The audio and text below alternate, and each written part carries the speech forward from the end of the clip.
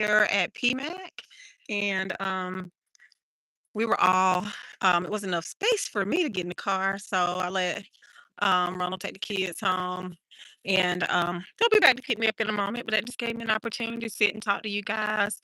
I can't wait to the day till we can get a bigger vehicle. Um, but we are in transition in a lot of areas in our life, and parenting is just one. That's why I decided to do a playlist and start kind of documenting what we're doing to kids. There's been seasons in my life where I've been one of the best moms I've ever known, and then there's been seasons where I've been a little less than desirable. And so in this season, I'm trying to do better. I'm trying to prioritize and balance my life, and I'm just documenting that for you guys, because I know I'm not the only one, right? Please put some comments in the comment section. Let me know I'm not the only one. The only parent that feels guilty when they miss an event. The only parent that feels tired, wants to rest. The only parent. Dot dot dot. You know how it is. Anyways, I'm just out here.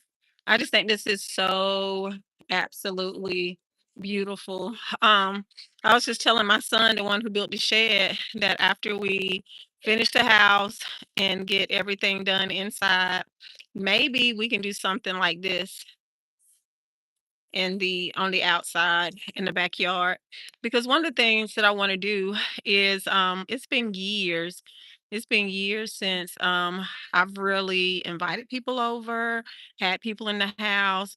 It really hasn't been guest friendly, and so that's one of the things I would like to do. So maybe once I get everything done, I'll have to have some kind of dinner cookout or something and invite you guys to come see what we're doing. um but yeah, I was just touching base as I wait on my husband to come pick me back up. Just to say, parenting is hard. In my opinion, it's one of the hardest jobs that you'll ever have.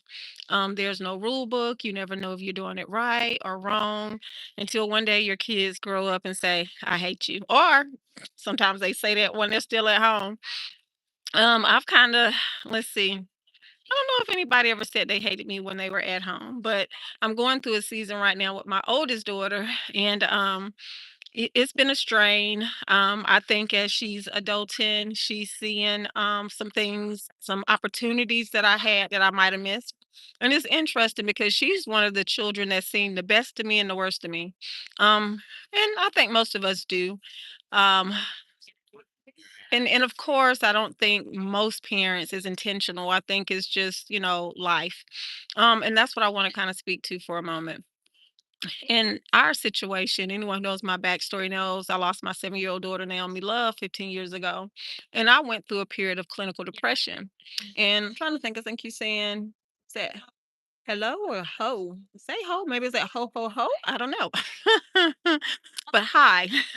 um, but after I lost my daughter, it was and I always kind of start there when I introduce and tell people about myself, because I feel like my story is incomplete without that part. Because there were parts of me that I was, and there's parts of me that I wasn't until I experienced the loss of a child. And I don't think a lot of people talk about losing a child. I remember working with a lady once, and we had been working together for years, and one day she shared with me that she had lost a child, and I was just like, "Wow, I never knew that." And I pray that you've never had to experience that. But if you are, it's one of those feelings where you don't really you don't know how you would respond to it until you've actually experienced it, till you've gone through it. And it changes every single part of you. It changes the way you parent. I consider myself an exceptional mother before I lost my daughter. We had literally turned off the TV. I was cooking. We would do meal preps together. Um we would have slumber parties. We did all these things. And I was a girl mom, and I absolutely loved it. And we did all these things together. And then one day it was just like, after losing her, it's like this fear. It's this fear of that you're gonna lose another one. That there's no other way to say it. And so instead of loving, you become detached. I literally was very, very detached as a mother.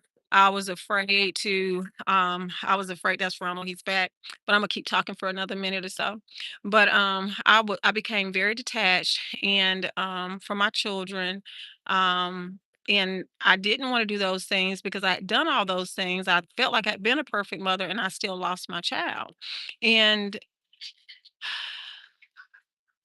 that's just something you can never ever prepare for. It's very, you do have to adjust, you do have to adapt. Where do you start? For me, it's been almost 15 years. And to be honest, it's taken me that long to process, to acknowledge, and to finally be ready to move forward. Um, it's not that I guess the best way for me to put it, for 15 years, I kind of existed. And my son Jeremiah, um, he's 14. So I told you it was 15 years ago. I had him 1 year after I lost her. And I've been a totally different mother than I was for Imani or some of my other kids. But I guess what I want to say, and then I'm gonna Ronald's waiting on me. But sometimes whatever it takes for you as a mother, whatever it takes, because sometimes we're so worried about parenting or we're so worried about being a wife or a spouse that we absolutely forget about ourselves. And so what I want to encourage you to do is don't beat yourself up. um Sometimes you just have to do what you have to do until you can do better. That's what my mom used to tell me all the time. And so for me, withdrawing was my way of preserving myself. And I couldn't have been any better of a parent. I did the best that I could do. That is not an excuse. The fact that I could get out of bed was an accomplishment because there were days where I couldn't get out of bed. There was days where I didn't want to get up and bathe. There were days that I just wanted to lay on my couch. And so if you are a mother and you've lost a child, if you are a mother and you work hard and you're tired, and just give yourself a little bit of grace, give yourself a little bit of mercy. It is okay. If you didn't do it all, accomplish everything today, guess what? There's tomorrow. And so one of the things that I've started doing this season is just give myself just do things in small baby steps. Set one goal, accomplish one thing. If you can accomplish that one thing today, give yourself a little bit of grace and mercy. And whatever it is tomorrow, whatever it is that needs to be done, it can probably wait till tomorrow. And if it can't, rest, pause, and do it a little later. That is all I have today. Ronald's waiting. We are about to go to Lowe's. We have to buy another cabinet. George, our general contractor, will be there tomorrow, AKA the Hope.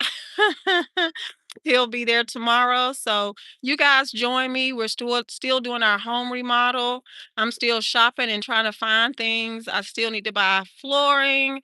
Um, yes, so many amazing, great things. And so yes, join us tomorrow for another episode of the Life Reimagined show, where it's always transformation in motion. I am here at my son's after school program. Isn't it amazing? Hopefully, you guys got an opportunity to watch them live do their Christmas performance. It's always amazing. Go back and watch it. Those kids, it is really the most crunk. For those of you who are not 90s babies like me, it's one of the most hype. I don't even know what the cool word is to say in today's time, but it is really, really a very good program. It is, these kids do an amazing job. So go back and check it out and join me tomorrow for another episode. Again, we will be having George, I'm sure Mama and Jatoni and, all the family and friends will come join us and we'll be having a good old time. Thank you guys for watching. Until next time, keep on moving one step at a time.